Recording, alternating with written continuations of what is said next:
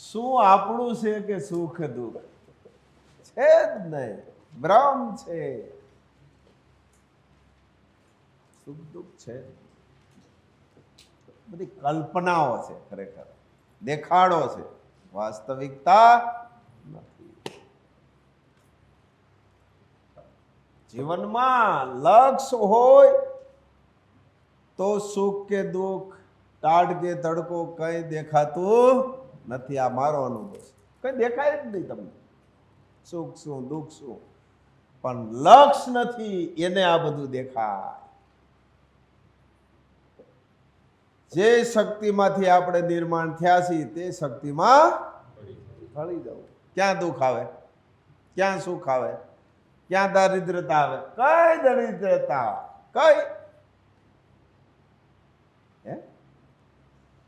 એટલે બહુ પૈસા હોય એટલે એમ થાય કે હા, અને કઈ ન હોય એટલે હું દરિદ્ર કહેવાય? ખોટી વાત છે, ભ્રમ છે.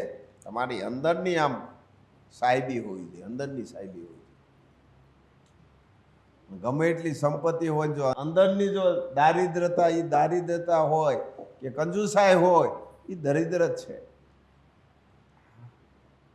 કર્મ એવું કરીએ, લક્ષ્યને એવું પકડીએ કે જન્મ જન્મના ફેરા મટી જાય, જન્મ જન્મના ફેરા મટી જાય. બાકી કોઈ સુખ દુઃખ હોતું નથી, માત્ર ભ્રમ છે. जय माँ विश्वम्भरी। पिछली बार हमने बात की थी कार्मिक अकाउंट और कार्मिक अकाउंट कैसे काम करता है। जैसे श्री महापात्र ने हमें 2 समय की आरती दी, हम अपना कर्म का बैलेंस बढ़ाते तो है वो आरती करके, संस्कृति के कार्य में भाग लेके हम अपने कर्म के बैलेंस में बढ़ोतरी तो करते हैं, क्रेडिट तो करते हैं, लेकिन उसके साथ साथ हमें ये भी ध्यान रखना है कि हमारा कर्म का बैलेंस डेबिट कैसे हो रहा है, कर्म का बैलेंस हमारा कट कैसे रहा है। हम बैलेंस जमा तो करते हैं लेकिन डेबिट भी तो देखना पड़ेगा ना। जैसे श्री महापात्र कहते हैं हमारे अकाउंट में जैसे यहाँ खाता है तो हम अकाउंट की हिस्ट्री चेक करते हैं, क्रेडिट और डेबिट। वैसे ऊपर भी जो खाता है उसमें क्रेडिट हम देखते हैं लेकिन डेबिट भी चेक करना बहुत ज़रूरी है। सबसे ज़्यादा हमारी कर्म की बैलेंस कट होती हो तो ऐसे तो कई वजह है, लेकिन सबसे ठोस 2 वजह हैं। एक तो सबसे पहला है क्रोध और दूसरा है क्रिटिसाइज अदर, पर निंदा। हम जब भी क्रोध करते हैं तो सबसे पहला हमारे शरीर पर उसका असर होता है। जैसे देखिए कोई भी घटना को याद कीजिए, आपने कभी क्रोध किया होगा ना, तो हमारे हाव भाव, हमारे एक्सप्रेशन चेंज हो जाते हैं, हमारे अंदर बदलाव आता है। और उसके बाद हमारा स्वास्थ्य, यहाँ मेरे ख्याल से 2 डॉक्टर मौजूद है, वो बता सकते हैं कि हम जिस पर कभी भी क्रोध करते हैं ना तो हमारा ब्लड प्रेशर भी नॉर्मल नहीं रहता, हमारे स्वास्थ्य पर भी वो असर करता है।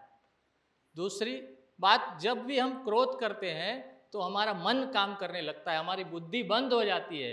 हम किससे बात कर रहे हैं, क्या बात कर रहे हैं, किसके सामने क्यों बात कर रहे हैं, हम सत्य असत्य का भेद भी भूल जाते हैं और धड़ धड़ धड़ करके हमारी कर्म की बैलेंस कटती जाती है।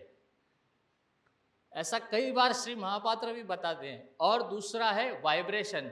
हम जिस पर भी क्रोध करते, कोई भी एक घटना ले लीजिए, आप यहाँ बहुत सारे लोग मौजूद हैं, इमेजिन कीजिए कि आपने किसी पर बहुत ज़्यादा क्रोध किया हो, उस घटना को सामने ले आइए और उसको याद कीजिए और फिर देखिए, उसको याद करिए, उसको मंथन कीजिए कि मेरा क्रोध करना जरूरी था।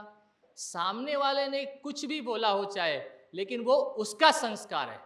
हमारा संस्कार क्या है, हम किसकी संतान हैं, हम किसके सानिध्य में हैं, हम किसके हृदय में रहते हैं, मेरा संस्कार क्या है, वो कदापि नहीं भूलना चाहिए। कल भी श्री महापात्र बता रहे थे कि हमारे आचरण का असर लोगों पर होना चाहिए, लोगों का असर हमारे पर नहीं होना चाहिए। कल भी बता रहे थे, कल ही की बात है।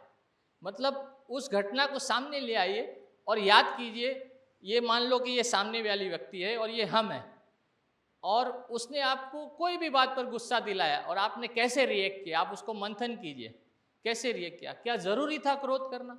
आप उसका जवाब शांति से नहीं दे सकते थे, प्रेम से नहीं दे सकते थे। और आप दिन ब दिन रोज की ज़िंदगी में सुबह से शाम तक कितने लोगों को मिलते हैं ये आप अगर छोटी छोटी बात को लेके क्रोध करेंगे ना तो वो आपका स्वभाव बनते जाएगा, आपका घर का वाइब्रेशन भी चेंज हो जाएगा धीरे धीरे, और इसका सबसे बड़ा असर आने वाली संतानों पर पड़ेगा, आपके घर पर पड़ेगा, आपके व्यवहार में, आपके व्यापार में, सब पर धीरे धीरे धीरे फर्क पड़ने लगेगा। और दूसरी, आपकी कर्म की बैलेंस धीरे धीरे धीरे जो आपने जमा की है वो नीचे नीचे नीचे उतरती जाएगी। और दूसरा है क्रिटिसाइज अदर, पर निंदा। जैसे ही आप दूसरों के बारे में बात करते हैं, मान लीजिए अभी ये गिफ्ट मुझे किसी ने किया है, आपको पसंद नहीं, आप तुरंत शुरू हो जाते हैं उसके बारे में थॉट क्रिएट करते हैं, 5, 10, 20 थॉट तो ऐसे ही क्रिएट कर डालते हैं। ये तो एक गिफ्ट की बात हुई।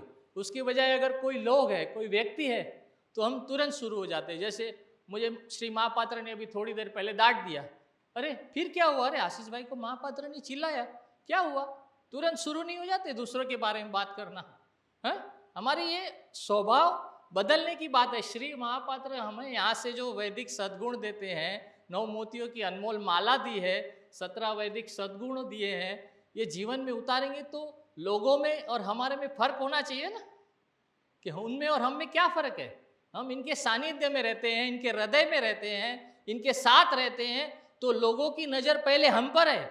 लोग बात करते हैं कि महापात्र के साथ रहने वाले ऐसे जीते हैं, तो हम में उसमें क्या फ़र्क है, हम भी ऐसे जिएंगे। हमारे में और उनमें फ़र्क होना चाहिए। यानी आप हमें कितना बड़ा मौन व्रत दिया। मैं तो कहने वाला था कि हम कल से व्रत करेंगे, 2 चीज़ खानी है व्रत में, एक तो क्रोध और दूसरा पर निंदा।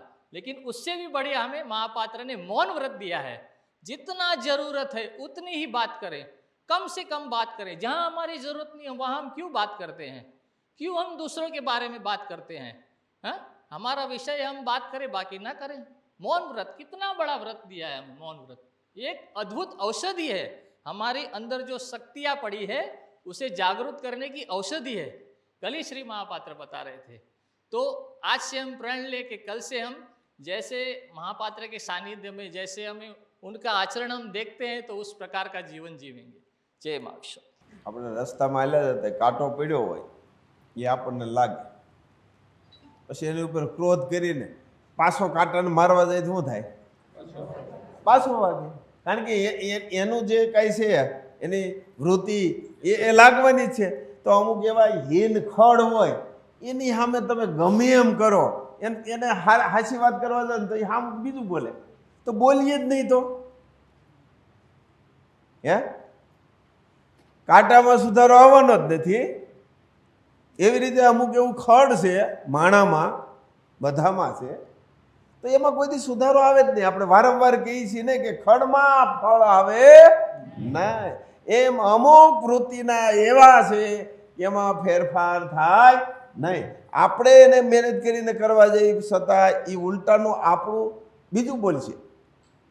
મોન, હા કેમ છે, હા બહુ રેડી. આપણે એની સાથે કેવી રીતે રહેવું એ શીખી જાઓ. કોઈ પણ વ્યક્તિ સાથે કેમ રહેવું ને એ સ્વ શીખી જાઓ. બાકી બીજા પાસે અપેક્ષા ન રાખતા એ સુધરે ને આમ મને આમ કે, એવી અપેક્ષા ન રાખતા એ મારા વખાણ કરે, એવી અપેક્ષા ન રાખતા કે મને જહ દે. બંધ કરો, કદાપી આશા ન રાખો એવા પાસે. આજ બધાને આશા બહુ, જહ દે મને, નહીં મારા વખાણ કરે, મારી વાહ વાહ કરે. આ ખોટી ભ્રમણા છે, ભ્રમ છે, ખોટું ભ્રમ છે. કાંટા પાસે આશા રખાય નહીં. એમ ખડમાં ફળ આવે નહીં. પણ બધા સાથે કેવી રીતે રહેવું ને એ શીખી જાવ. જો એનો આનંદ, ફલાણો આવો માણસ, એની સાથે કેમ બધા રાહ, કેમ બસ આનંદ, બસ પૂરું થઈ ગયું. એની અરે સરસા લાંબી કંઈ કરવી નહીં. એવા જો મળે તો એની સાથે બેસીને શાંતિથી વાતો કરીએ. હે ને, એ ધરોડી મળી ગયો આમ સરસ ગાર્ડન જેવું, ત્યાં બેસીને આનંદ કરાય. પણ પથરામાં, અણિયુંવાળા પથ્થરમાં કે કાંટાવાળી જગ્યાએ બાવળ પાસે હોવાય નહીં. આપણે ત્યાં જ હોવા જઈએ, એ ભ્રમ છે. એટલે આપણે કેવી રીતે રહેવું તે શીખી જાઓ. બધી વસ્તુ જે છે એ તો છે જ, આપણે શીખી જાઓ. સરસ. જય મહારાજ.